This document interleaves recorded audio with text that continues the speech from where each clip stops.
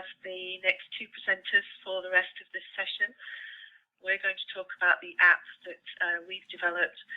And so formally, I and Sarah are both senior lecturers at the University of Salford, and we're going to talk about the development of the app, what the app is, and hopefully you will find it interesting. Again, we have questions at the end, and then we'll start closing and get you over to the closing session there. So Occubuzz. The first thing that we decided would be perhaps the place to start is where it all started for us. And I guess we would go back to about 2010 when we were sort of starting to think about all the issues around balance. What is occupational balance? There was a lot in the literature around that time as well, a lot of work going on, particularly in Scandinavia, around the notion of occupational balance and what that was. And we started blogging about it, we started thinking about it. And the kind of questions there that we talked about in the yellow boxes there on the right-hand side is about, is balance, should it be a universal aspirational state? As occupational therapists, we talk about occupational balance and balance a lot of the time. Is it an aspirational state? Is it something that is universal? Should we actually be aspiring to it? And is someone who's experiencing imbalance unhealthy? Does that make a difference? How do people feel about that? You know, we started sort of throwing these ideas around in our staff room and between ourselves. And the idea of what is needed to be occupationally balanced. So all of those things we started talking about 5 years ago now, and it got to the point where we just decided, well, actually, you know, what are all these things? And if we're struggling with them, if we're really thinking about that as occupational therapists, how do people who don't have the benefit of that perception of the occupational therapy specs actually look at their own occupational balance as well? And surely we should all, to some extent, be our own occupational therapist. So we looked around and thought about all the things, and particularly around the UK, and I'm sure this is the same for many other areas as well. The general public overall were becoming much more aware of what health meant for them. The idea of how many fruit and veg we were supposed to eat in a day, how much alcohol units were healthy for us, the idea of not smoking, this idea of all of the sort of determinants of health that the general public on the whole are pretty much aware of. But what we found is that very few people really began to either acknowledge or understand the concept that what you do affects how you feel. And we felt that that was very much part of what our message should be as an occupational therapist, that was the bottom line, is what you do affects how you feel. And if we could get that message out to the general public, we could really start a good educational campaign and really start to get people to think about being their own occupational therapist as they wanted to. So we started the app aiming it at the general public. One of the other things that we came across, obviously, is around is this notion of work-life balance. A lot of the stuff on the internet, if you Google things about balance, you'll come across work-life balance a lot. And this notion that they're separate, you either have work or you have life. And actually, there is no such thing as work-life balance. It's much more complicated than that. Work is part of life, so how can you actually separate it out? So we started looking at these issues of balance and what balance was to people. And it's very different. This is very much the same as most things within occupational therapy. Its balance is very different, it's very subjective for the individual. One of the things is that we need to consider more of a balance as being a mix of the right amount of occupations and the right variation between those occupations. And that way we work towards what is well-being for us as an individual. So, for example, I might often think that I'm spending far too much time on work and not enough time with my family. Often relationships with family can be strained due to workload. Why am I still on the computer meeting my OT for OT colleagues at 10 o'clock in the evening? Why am I marketing at a weekend? Why am I responding to emails from my smartphone at 6 a.m. in the morning when I get up? And all of that could start to create this idea that I am unbalanced, that I'm spending too much time in a work environment. But actually what we started to look at is to look at those things in a different way. And for me, I'm someone who needs to have order.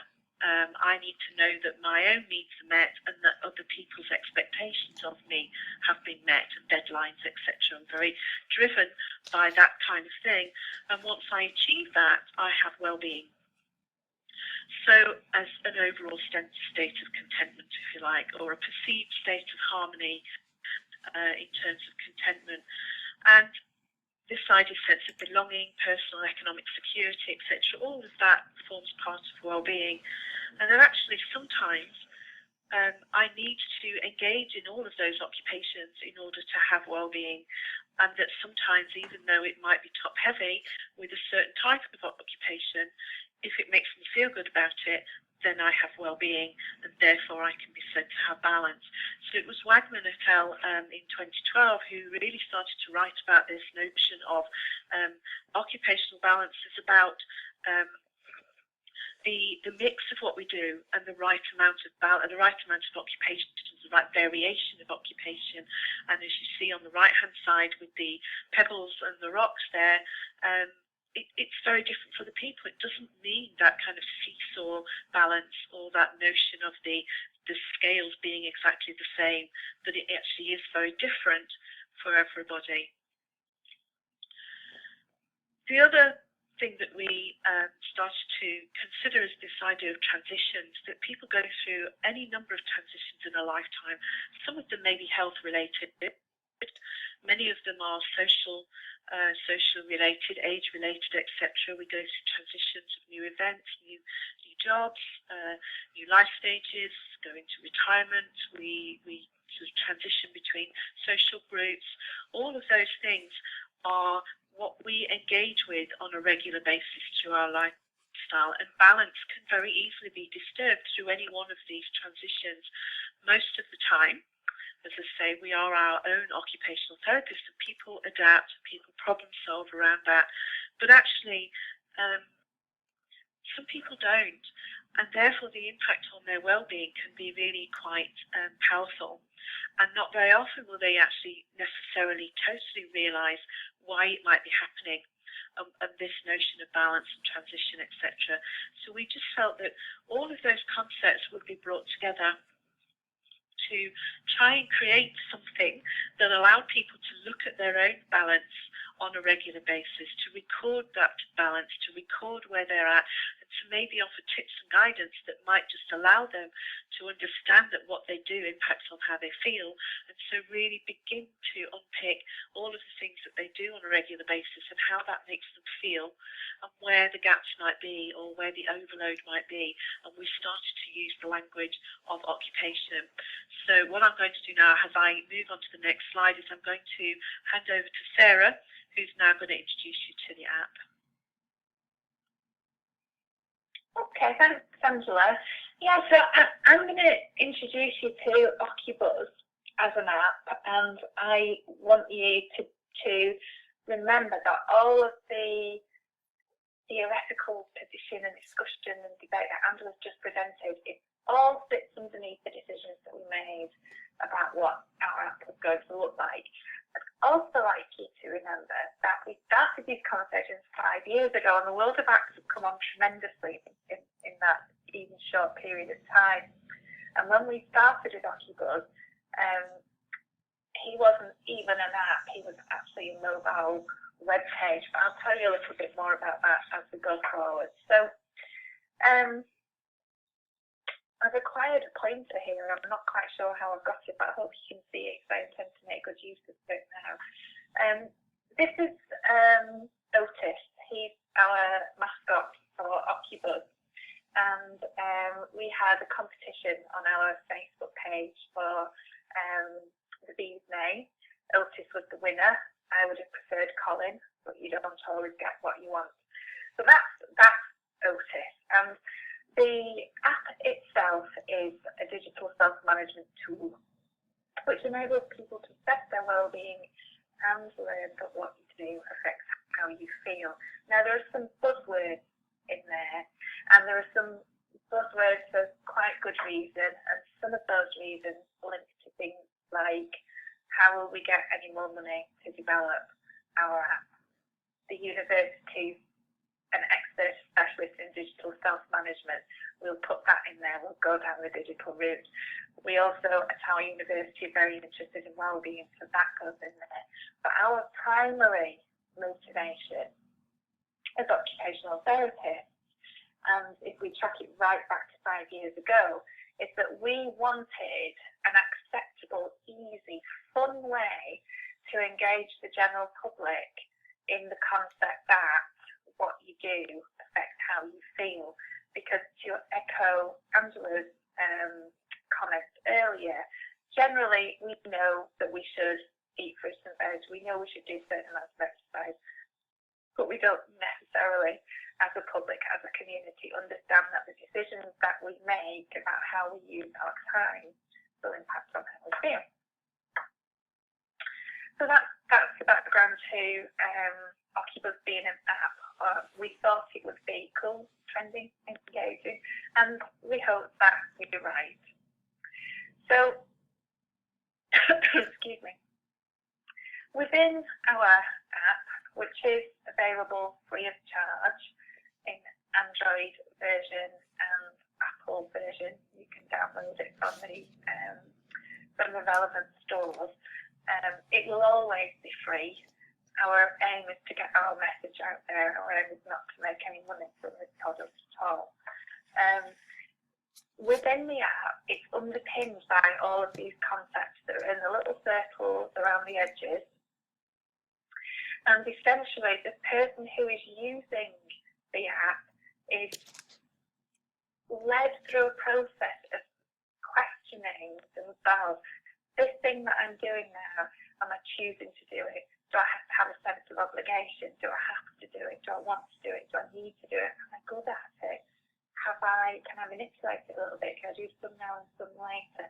So we are encouraging people to make mindful consideration, to give mindful consideration to the choices that they're making about what they're doing and how it makes them feel. And this app was never designed for any particular clinical group. It was designed for the general public, for all of us, for you, for your family, for your friends, for your kids. And whilst over time, different occupational therapists in different practice areas have said, I think this would be really useful for us, and they're starting to do some work with it, that was never our original intention. This has always been about how can we get our communities to understand that what you do impacts on how you feel. So this is just a little bit of an overview of what Occubuzz actually looks like if you have the app. And I think that some of you do, and some of you will know about it. And I noticed earlier that some of you have used it and have been sharing it. There are three elements to the app. The first is that there is a quiz or an assessment function whereby you can assess your own occupational balance. And there are 9 questions, and there's an example on this screen on the right-hand side of one of those questions. Multiple choice questions. All of the questions are based on the theory that Angela presented earlier, and the research that Angela presented earlier. And the answers then combined, and the algorithm will give the user some feedback as to whether they are occupationally balanced. We chose to use the term occupationally overloaded or occupationally deprived. And then the user is given an explanation as to what that means and some brief tips and advice about what they could do to change that situation if they wanted to change it, if it wasn't acceptable to them. That's the first feature. The second feature is that the app has the ability to allow users to do that thing of recording and categorising and evaluating their chosen everyday activities. And this, for us, is the really interesting part of the app. Excuse me. So a user will record an activity, and then they will decide how that made them feel, what mood that gave them. We also take the weather, because that was just something that we could do and we thought it was cool. Our app developer said we could have it, so we said yes please. And then somebody asks about, somebody is then decides whether it's an activity that they want to do, they have to do, or they need to do. They date it, and there are a couple of other, there's a notes field, a couple of other fields where they can put in additional information. So if the user does that over a period of time, then what happens is all of that data is aggregated again, and the user is provided with a summary of their occupational profile. This is just an example screen. There are various screens that offer these summaries.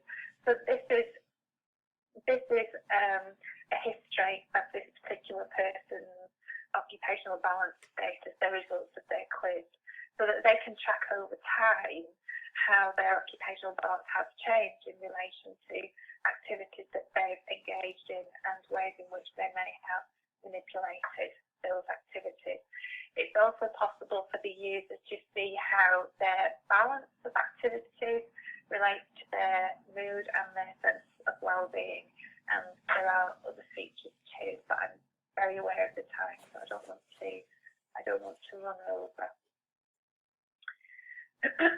This was some feedback that we had from one of our students about using Occubuzz, and I think it's really good because this was a student who was new to occupational therapy, and remember that we're really interested in people who don't understand about occupational balance, so who are new to, those are the people that we want to change, we want to bring on, we want them to understand. So she said, started studying for my OT degree in September and kept hearing about occupational balance, which is a good thing.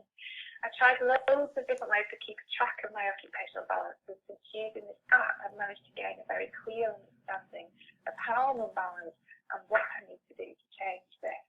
The majority of my activities are things that I had to do or needed to do with hardly anything that I wanted to do. And it really does affect your mood when you aren't doing things for yourself that you want to do. So I think that paragraph really encapsulates what it was that Angela and I wanted to be able to achieve through the app, which was to enable people to become their own occupational therapist, to understand in some detail the relationship between what they're doing and how they're feeling. Now, when we originally conceived the idea for this app, again, all that time ago, it was never going to be about research. It was always going to be about changing the world, and we make no apology for that. We believe so strongly in the theoretical underpinning of our profession and in occupational science that we make no apology for wanting all people to understand that what you do impacts on how you feel. So our data at the moment is limited, and I'll tell you what we're doing about that in a couple of seconds. But at our last look, we've had around 3,000 and a bit downloads. Most common devices, the iPhone and the iPad. Most number of downloads are in Europe, but we're really pleased that we are reaching other parts of the world, and we use social media to draw people to Occubuzz and to push information about Occubuzz out there. There's a lot more that we could do in terms of getting our message out there, and it's very frustrating for us sometimes because we have day jobs and we have lives and we have other demands, but we are starting to make inroads. We don't have any reliable data. Our app developer at the moment is working on an update to Occubuzz, and we're really pleased because we can do that update, and hopefully we'll have the money to pay for that app developer to do the work, because this concept has captured the imagination of our university, of some of the professionals that we work with, and with most of the people who have used Occubuzz. And we have realised that the data that we are collecting at the back end of the app actually provides tremendous insights into the relationship between what you do and how it makes you feel. And at the moment, we aren't harnessing that data or capturing it. So this here is just a very quick example of some very unreliable data, but it does show that well-being across the Occubuzz community, so we're not able to drill down to any specific individuals, is influenced by choice. And somebody is more likely to be very happy, might not sound like rocket science, if they are doing more things that they want to, but that means actually that doing some things that you have to do and some things that you need to do is okay. So Occubuzz is very much a work in progress, and our future direction is that we are going to make the app more robust in terms of data collection, which will have consequences in relation to ethics and how we use and store our data. But we are still committed to that original idea that this is something, this is a concept, what you do affects how you feel, is something that we want to push out into public consciousness. So any of you that feel that you can help us do that, we're always looking for collaborations and to work in partnership and just to support each other, because I don't think that any of us in this room would disagree that what you do affects how you feel, and I don't think that anybody would disagree that that wouldn't be a useful thing for our community to understand. So there, thank you from us and from Otis, not Colin, and you will find Occubuzz on Facebook and on Twitter. Available free to download for Android and